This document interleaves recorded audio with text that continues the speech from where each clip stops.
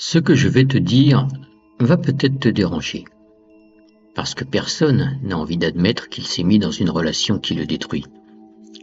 Il y a des couples qui, dès les premiers instants, sentent bon l'alerte rouge.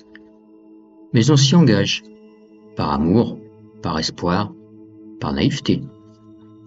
Et pourtant, des millions de gens vivent chaque jour dans des couples dysfonctionnels, mal assortis, mal préparés ou mal reconstruits, sans jamais poser les bonnes questions. Pas de coups, pas de cris, ça ne veut pas dire que tout va bien. Il y a des relations qui te tuent à petit feu, en silence. Et le pire, c'est qu'elles sont parfaitement normales aux yeux du monde. Voici 10 combinaisons relationnelles destructrices que l'on croise tous les jours.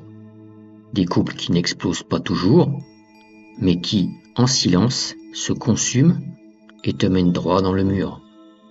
Alors regarde cette vidéo, et si tu te reconnais dans une de ces combinaisons, pose-toi les bonnes questions. L'hyperempathique et le manipulateur. L'hyperempathique, c'est cette personne qui ressent tout trop fort. Elle anticipe les besoins de l'autre, culpabilise quand elle ne fait pas assez, s'oublie pour maintenir l'équilibre. Face à elle, le manipulateur. Il peut être charmeur, brillant, même tendre au début. Mais il repère vite cette faille, la générosité émotionnelle sans limite. Il va s'y engouffrer, exiger toujours plus, tout en culpabilisant l'autre dès qu'il ose dire non. Exemple typique, elle paye tout, organise tout, excuse tout. Lui souffle le chaud et le froid, disparaît quand elle a besoin de soutien, revient quand il sent qu'elle commence à se détacher, juste assez pour relancer la dépendance. Cette dynamique est invisible au début, car l'un semble donner beaucoup, mais c'est du sacrifice, pas de l'amour sain. La personne blessée est le sauveur. C'est l'illusion romantique par excellence. Je vais le guérir. D'un côté, une personne brisée par son passé, rejet, abandon, trahison. De l'autre, un partenaire qui croit pouvoir réparer l'autre avec de l'amour. Le problème, l'un attend une rédemption, l'autre se donne une mission. Mais l'amour n'est pas une thérapie. Et très vite, la relation devient épuisante. Le sauveur n'a plus de place pour ses propres besoins. Et la personne blessée finit par se sentir coupable ou étouffée. Exemple typique, un homme qui veut sauver une femme instable émotionnellement après une rupture difficile. Elle se repose sur lui, mais ne guérit pas. Il s'épuise, devient frustré, et un jour elle part en disant « Je n'ai jamais pu respirer ». Le jaloux obsessionnel est l'indépendant extrême. Une vraie bombe à retardement. L'un veut tout savoir, tout contrôler, ne supporte pas le mystère. L'autre revendique sa liberté, son espace vital, son autonomie. Ce qui attire au début, le charisme de l'un, la force de l'autre, devient vite un enfer. Le jaloux interprète tout comme une menace. L'indépendant se sent sans cesse surveillé. Résultat, plus le premier serre la corde, plus le second s'éloigne. Exemple typique, une femme ultra sécuritaire en couple avec un homme très investi dans sa vie professionnelle, ses projets, ses amis. Elle interprète chaque retard comme un manque d'amour. Il finit par mentir pour avoir la paix. Ce type de relation génère des tensions permanentes et souvent des mensonges, non pas pour trahir, mais pour survivre. L'hypersensible et l'hyperrationnel. L'un ressent tout à 200%. L'autre analyse à froid. Quand l'un pleure, l'autre cherche une solution logique. Quand l'un veut être écouté, l'autre veut comprendre le problème.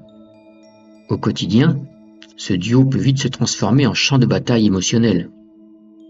L'hypersensible se sent incompris. L'hyperrationnel se sent agressé par une émotion qu'il juge démesurée.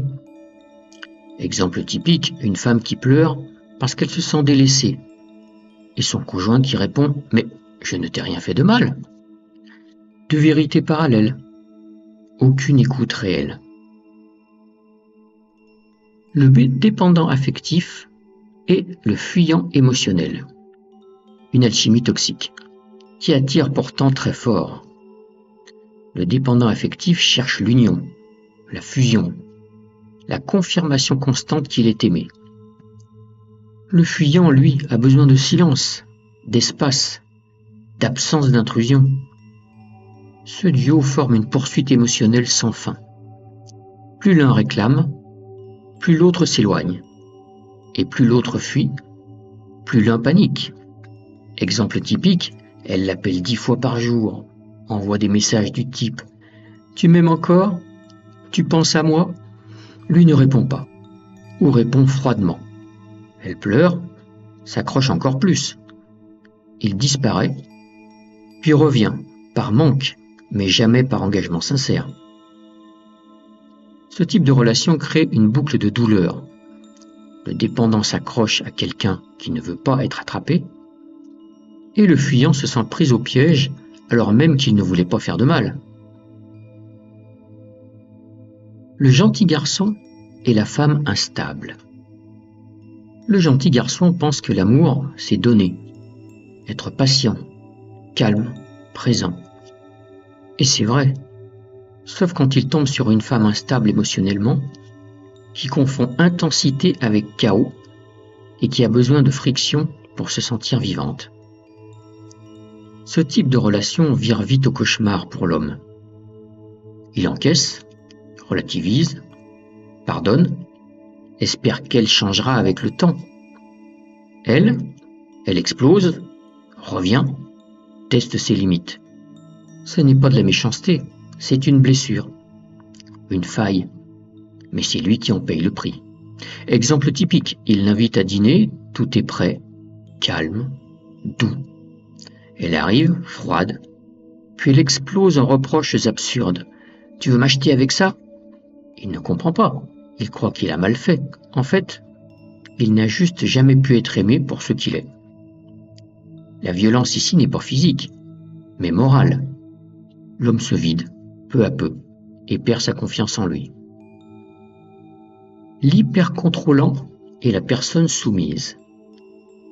Au départ, tout semble équilibré.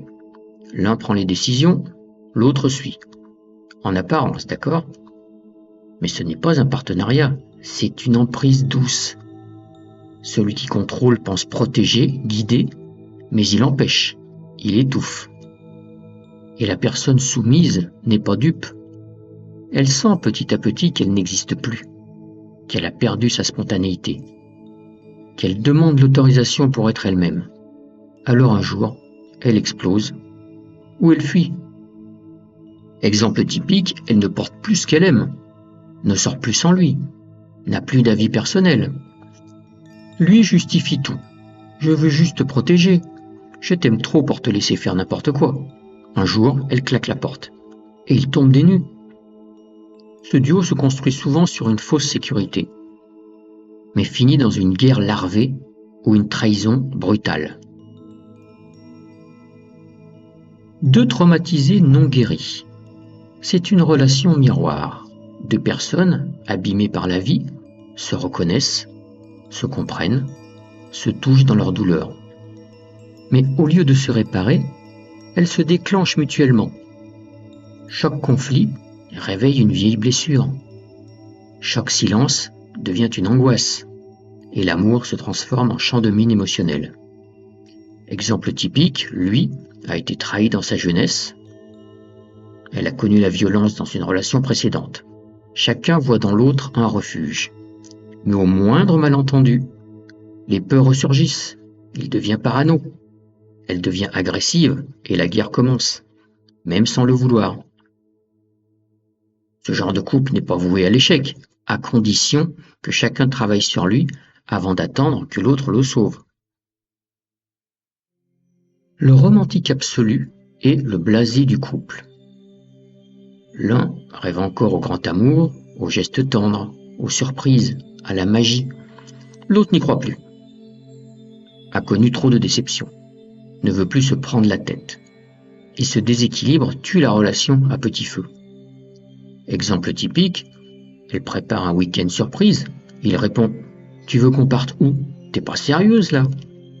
Ou inversement, il organise une soirée romantique, elle passe la soirée sur son téléphone. 2 mondes, 2 attentes, 2 solitudes. L'amour meurt souvent, non pas par haine, mais par indifférence. Le mépris est plus froid que la colère. Le couple fusionnel qui n'a plus d'espace.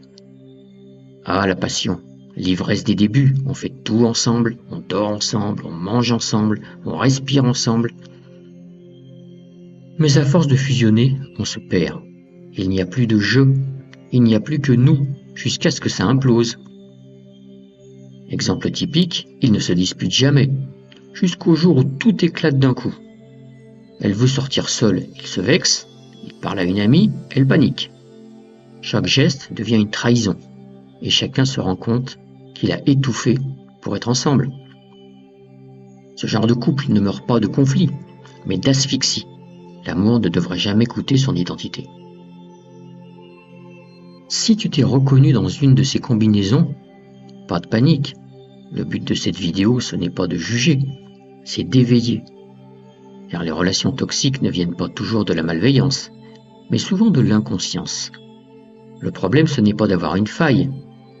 Le vrai problème, c'est de ne pas l'avoir. Alors pose-toi cette question. Est-ce que cette relation me rend plus vivant ou plus éteint? Est-ce que je me sens grandi ou réduit? Et si cette vidéo t'a touché, n'oublie pas de liker, de t'abonner et de partager à quelqu'un qui mérite d'ouvrir les yeux.